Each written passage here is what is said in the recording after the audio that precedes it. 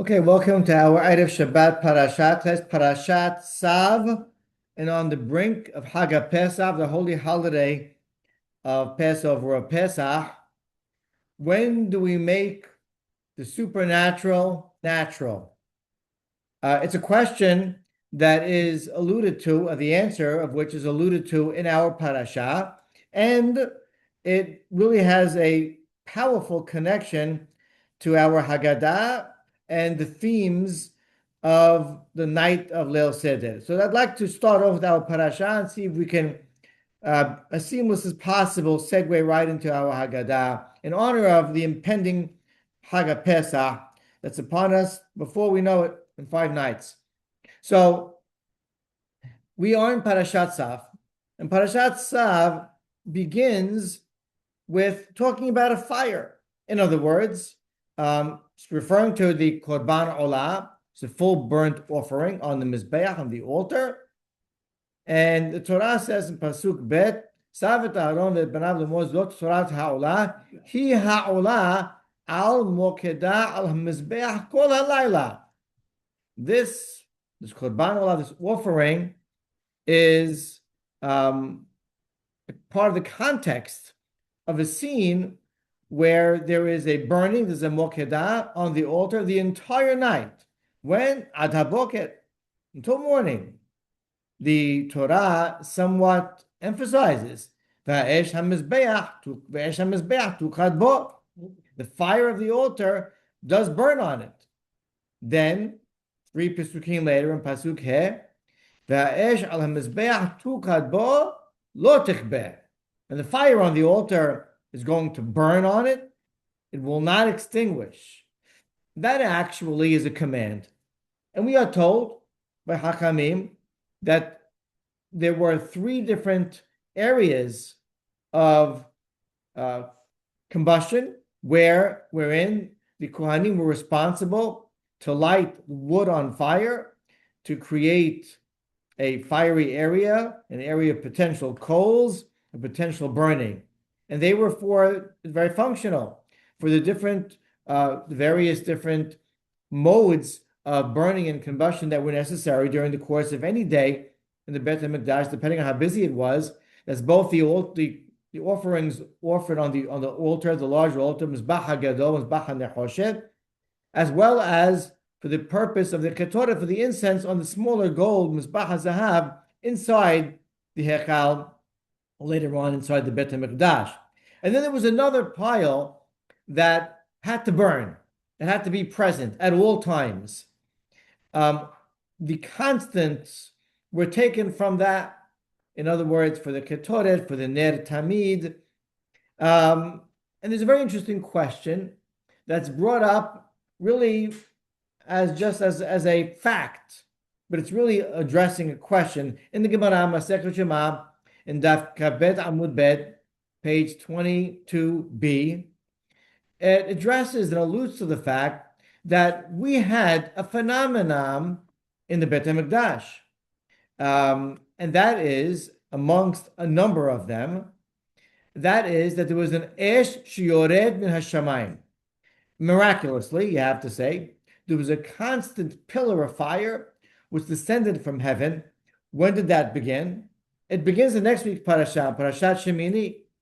After the 7 days of inauguration, the featured inaugurative day in the Beit HaMikdash, which ended up being the most horribly bittersweet moment in Jewish history, when the sons of Aaron, Nadav, Abihu brought a foreign offering and incense, and they were devoured, and according to the Rashbam, devoured from the very same fire. But prior to that tragedy, when Aaron and Moshe came out of the tent and blessed the nation, it says, Vatesh esh milifnei Adonai vatochal hamizbeach tehalav tehalavim. That's in Vayikra Shemini, Vayikra Perek Tet, chapter 9, Pasuk Kaf Dalet, verse 24. It says a fire came from emanating from God and devoured all the korbanot on the Mizbeach.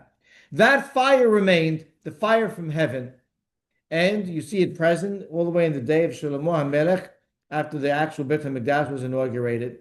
And for centuries, did this fire from heaven remain a constant descending from Shamayim is all you can say until the Mizbeach. And if that's the case, so then why in the world do you need the Kohanim to be responsible? And it's a command, the Mizvat Aseh from the Torah, to have these certain fires, three of them, an essential fire lit throughout the night, the course of the night, and to relight them and keep them ignited on the Mizbeach.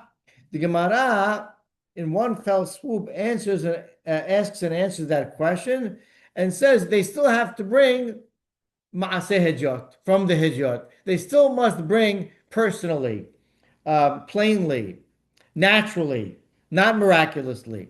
There still has to be that contribution. And indeed, the Rambam, in the laws of Timidim, in the second chapter, the first halakha, states that matter-of-factly from the Gemara. Even though there's an Esh min Hashamayim, there's a divine pillar of fire descending every day in the Mizbeach, still we must bring from our own flesh and blood human being efforts a fire on the Mizbeach. Why is that? So the Sefer Chanukah explains that Kadosh Baruch Hu always tries to keep the unnatural as possible. In other words, the truth is that in the Beit HaMikdash, the first temple at least, Hakamim listed us 10 constant miraculous Jewisms. There are 10 supernatural activities that took place on a daily basis in the Beit HaMikdash. This, the fire from heaven, being the most pronounced and obvious, and maybe even miraculous, of the 10. But the point is, even though that was the case, and we acknowledge that it's supernatural, Kadosh Baruch Hu tries to moderate it and tries to tone it down as much as possible. In other words, God goes only as far as he needs to go with the supernatural. And for the most part, whatever that can be generated from a natural, or at least perceived to be a natural source, will do so. So therefore, the burning on the Mizbeach, even though the fire was present, of the offerings and the korbanot, also sacrifices took place because of the actual burning of man. Even though it wasn't really necessary, God could have taken care of that fire. It's just a fascinating concept, because if God is really taking the reins, well, then let God do his job. But we know that God does his job at every moment, at every time, even when there aren't supernatural, obvious, blatant activity going on. God's always behind the scenes. But God chooses to run the world after he plugged it in and activated the forces and laws of nature in a natural way, and to butt in as little as possible, to the extent that when the Holy Temple was up and we knew actual miracles were taking place, he still wanted to limit his intervention, his miraculous intervention, or at least the way it's perceived and the way it looks. And that's a general theme in the Torah. That really is a theme that plays out throughout Tanakh, but there are exceptions. And the most blatant, obvious exception is Yetziat Mitzrayim, is the events of the Exodus of Egypt, which brings us to our Haggadah. And we know that HaKadosh Baruch Hu meted out 10 plagues, really plagues of retribution on the evil Egyptians, and they were also plagues of salvation to free his nation. And we're not going to analyze all the 10 plagues now, but we know they had all types of patterns, and they came from heaven and earth and underground, sky, on earth, underground. We know they came in all different packages. We know that there was a pattern of progression throughout the plagues, and they had many, many objectives, the way that these plagues were actually carried out by HaKadosh Baruch Hu. But they were supernatural. And yet, even with those plagues, we do see that HaKadosh Baruch Hu, to the extent that was possible, packaged them somewhat in the natural, where he had Moshe and Aharon using hands, using sticks, hitting the ground, hitting water, right, making the magic tricks, even though they were merely pawns and puppets of God. That theme in the undercurrent still existed. But that said, and even Kriyat Shamsu for that matter, when the sea split, preceding was Ruach Kadim Azakol Halayla. There was this powerful easterly wind that swept through. It didn't have to be that way. You didn't need a hurricane, which is somewhat natural, right?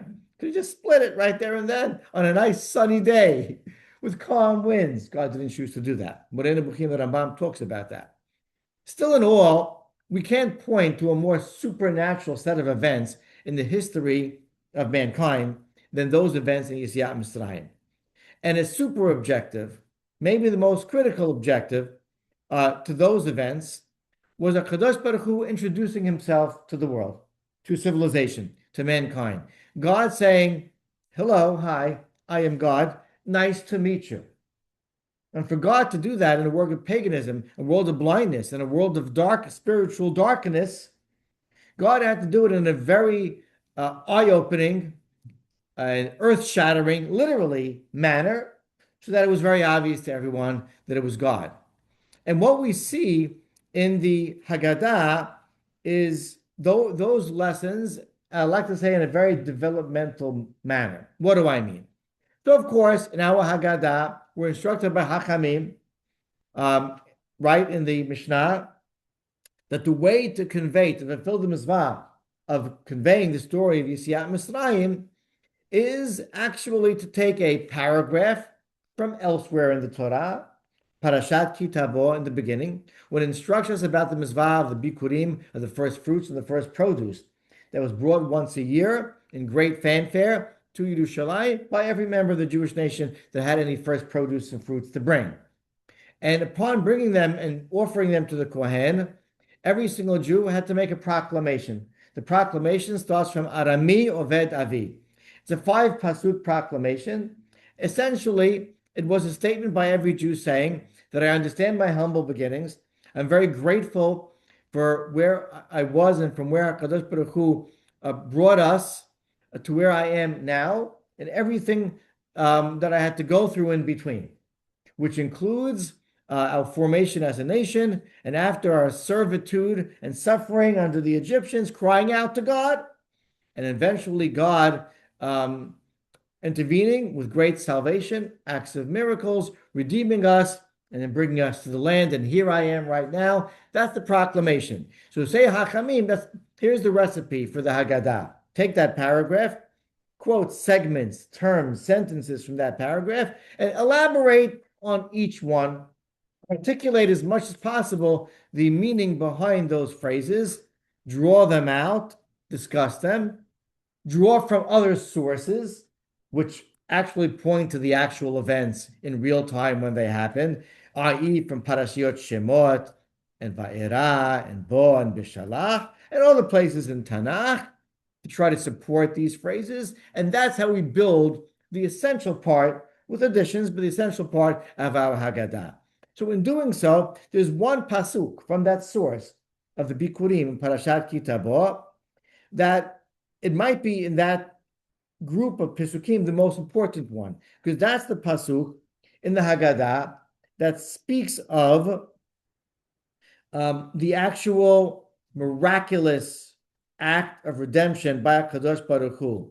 After God, after our suffering and our oppression and the persecution of the Jewish people for decades in Egypt, and we cried out to God, Vayishma, and he heard our voices, Vayad, and he saw our suffering and our work and our pressure, and then God went to work. And the pasuk says, "V'yosheinu Adonai miMitzrayim b'yad hazaka u'b'zron etuyah morah gadol b'otot u'moftim." That God took us out of Egypt, and it names different modes. Yad hazaka, strong hand; zeroah etuyah, an outstretched arm; morah gadol, which is, here it says, an awesome manifestation. That's a fancy term, right? But that's really what it really means. Morah, fear, it means the presence of God, right? Be'otot, which refers to an ot here, refers to some type of supernatural miracle. Umofetim, also, these are synonymous terms, but the distinctions within them in terms of what types of signs, wonders, miracles that God is performing there in Egypt. And that's the way it took us out to redeem them. So the Haggadah, in analyzing these terms and what they're referring to. What is strong hand, an outstretched arm, and an awesome presence? What do they refer to specifically? Is very careful. And I want to take you through a few of them and demonstrate that even though God still made somewhat of an effort to keep things natural, of course, this was all about teaching the world about who God is. And you see thematically throughout the parashiot of especially Va'ara and Bo, the objective of the plagues was spelled out, right? So you should know, Ki en kamoni b'chol ha'aretz, Shani Hashem mecherev ha'aretz, Ki ani Hashem, et cetera, that there were different mini objectives of the plagues in terms of introducing God to the world and knowing who God is.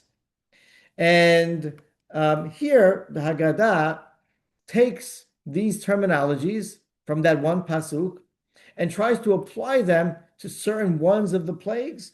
And it's curious what is chosen, what's picked out. And I'd like to give my own theory as to what, as I called, a developmental introduction of God to the world, and the way God here does use the supernatural in a very purposeful way to educate mankind. So here we go.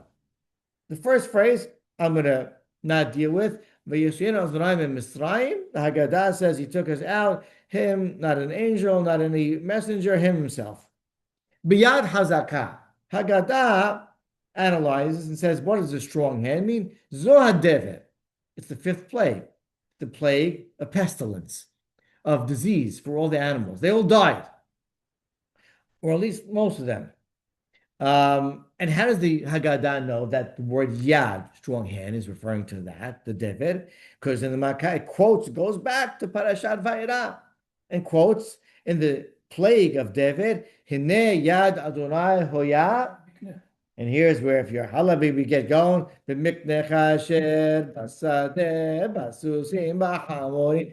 yad, the hand of God, was present in all of the livestock, and it names different type of livestock, and horses, and donkeys, and camels, etc. David kaved me'od.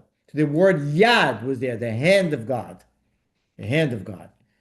The next, bizra netuya, outstretched arm. What is that term in Parashat Kitavo referring to? The Haggadah analyzes zoah herev. Herev, sword. I didn't notice any swords in the 10 plagues, right? What's that referring to? And it quotes, is actually a pasuk from Divrei Hayamim. Kemo shene'emar, v'harbo shilufa biyado netuya al Yerushalayim. And his sword was drawn in his hand, outstretched on Jerusalem. So what does that pasuk teach you? That when you see the word, a outstretched hand or arm, it has there a sword. Okay, so this draws a connection between sword and outstretched arm. So therefore, when it says an outstretched arm, it's referring to sword. That's wonderful. The only problem is Mafi swords. Where is there a sword in the 10 plagues? Now, over there in Divrei Hayamim, this is referring to times of David HaMelech, where the angel eventually brought a plague, they say because David counted the people, on the people of Jerusalem and killed a number of people. That was this angel had his sword drawn on Jerusalem, right? But be that as it may, it's curious. So we have strong hand, that's the pestilence, Makkah number 5. Outstretched arm, that's the sword. Morah gadol ze gilui shekhinah. Awesome, or it can mean great, awesome fear, right? Morah really comes from the word fear. Awesome fear, that is the revelation of the divine presence, Shekhinah. And how do you know that? Quotes a pasuk from all the way in Devarim, Moshe Rabbeinu speaks to Am Yisrael, and it speaks of Moraim Gedolim. After it says the word Yad Hazakah Zerah Netuya, Moraim Gedolim. And there, what's Moshe Rabbeinu talking about? He says, have you ever seen that God extracts a nation from a nation? Right? So God was so present. That was the most that Gilui, revelation that God could ever have in mankind where he was actually present, extracting one nation from another. So that's what Morah Gadol, awesome fear, refers to. Okay, I'm going to leave Otot Moftim for now. But I want to demonstrate something, but I piece together, maybe with some Mefarshim in my own attempts, at the way that brilliantly the Haggadah is analyzing these terminology. Before Yad Hazakah, the plague of Dever, a pestilence, which plague number 5, I want to point out that there was also a hand, so to speak, in another plague, but it wasn't an entire hand. It was a finger. It was plague number 3, Dam Sefardayakini, the lice. And after the Hartumim, right, the sorcerers were able to, so to speak, mimic the plague number 1, Dam and Sephardeya, the blood and the frogs. When it came to the Kinim, they had a very hard time. They turned to Paro and they said, Esba Elohimhi. This is the finger of God. What's the finger of God? This was the first admission and cognizance by these pagans and officially by any nation on earth of the existence and the intervention of God on a very limited, moderated level. The finger of God. I'll give you that much, a finger. God seems to be, guys, that we can't figure all this out. There's got to be something else going on here. It's got to be God. It's not really controlling everything. It's not a hand, it's not an arm, it's a finger. But he's there. And that's when the objective started to break through. And God's big hello started to seep into their minds and imbue in their cognitive, beings. And then by the time you got to plague number 5, it was already Yad Hashem, the hand of God. There was a development there. That development was not just the development of power and punishment. It was, and the supernatural forces of God, it was development of the realization, the cognizance, the acknowledgement, and the education of the Egyptian people of God's existence and God's intervention here. It went from finger of God in plague 3 to hand of God. And therefore, says the Baal Haggadah, we're not just counting our favorite plagues over here by saying Yad Hazakah is plague number 5. What's my favorite, David? No. Yad Hazakah represents an expanded admission, cognizance, and understanding of God, admission of God. Yad Hazakah. Zeroah Nituyah, outstretched arms, and of course, we're proving that these terminologies from other Pesukim. Outstretched arms, Zoah Herev. Ha-Herev refers to murder. When was there murder? So there are different Mefarshim, which is interesting. There are some that say that this Herev doesn't refer to a plague. It actually refers to what we call Shabbat HaGadol. Tomorrow, Shabbat HaGadol. Actually, when Pesach falls out on a Thursday, that's the same day that Pesach falls out on Yesiat Mitzrayim, Pesach Mitzrayim, and Shabbat is the 10th of Nisan. That's the actual commemoration anniversary of Shabbat HaGadol. So this year we have it. And Shabbat HaGadol, we know we have one of the reasons called Shabbat HaGadol, we have the incredible favor of God, wherein there's different scenario descriptions, different versions, right, of what happened. But we know that the Bechorim ended up fighting and killing each other and killing other Egyptians because they heard about this impending plague and there was a rebellion, there was a coup, right? So a Herev could mean them murdering themselves. Fits nicely, right, with where we are today. But Herev could also mean the other mode of murder, which is in one plague there was murder, direct murder, which was what? Makad Bechorot. Bechorot were involved as well. And using that, and I'd like to use that for this presentation, that's Makad Bechorot. Makad Bechorot not only represented the pinnacle of the plagues, it also represented in a self-contained way the revenge of God, justice that Kadosh Baruch Hu is meting out to the Egyptians and fulfilling his promise to Avraham Avinu, but also the final revelation, because you see after Makad Bechorot, both and all the people were saying, "It's God. We know it. We are admitting it. Get them out of here." It was the full admission, acknowledgement, and understanding and cognizance of the Egyptians of God. So the development was from a finger, which we didn't mention over here, to Yad Hazakah, a hand, plague number 5, Zero'an Zuyad, outstretched arm, plague number 10, and you see it all happening until it reached Morah Gadol. And Morah Gadol is when God says, now you all admit that I'm here. Now let me show you something, a good trick. I'm going to scoop one nation and extrapolate it from another nation. How about that? And that's when we walked out. And you see over here in this one pasuk, it's a really fragment of a pasuk, a development that the Baal Haggadah chose to show us by using the supernatural events of God to develop a knowledge of God to fulfill a primary objective of the Yetziat Mitzrayim. And it all is through the supernatural. And it all does start with a base of natural, right? Using the natural to be a base of supernatural, but this time all bets are off. Even way beyond what was done in the Beit HaMikdash and way beyond what God has done any other time in history. Here Hashem said, there's a time where I really have to go beyond the natural. It may be based in natural, but I really have to not try to hide what I'm doing.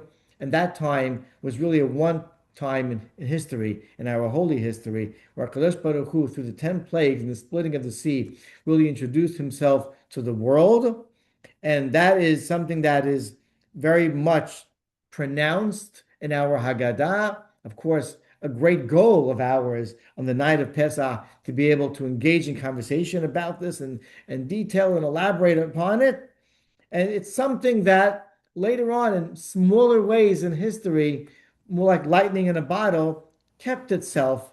And that's why we have the 10 constant miracles in the Beit HaMikdash, including the great constant fire that, although it was a incredible supernatural pillar from heaven that existed every day, but once you move on in history, Kadosh Baruch Hu takes more of a back seat and says, I'd like you to be the guys to light the fire. And eventually, unfortunately, in exile, you're going to see only little flames here and there. But bottom line is, whether it's in Egypt, in the Beit HaMikdash, or in our days, you know it's me. Shabbat Shalom. Shalom.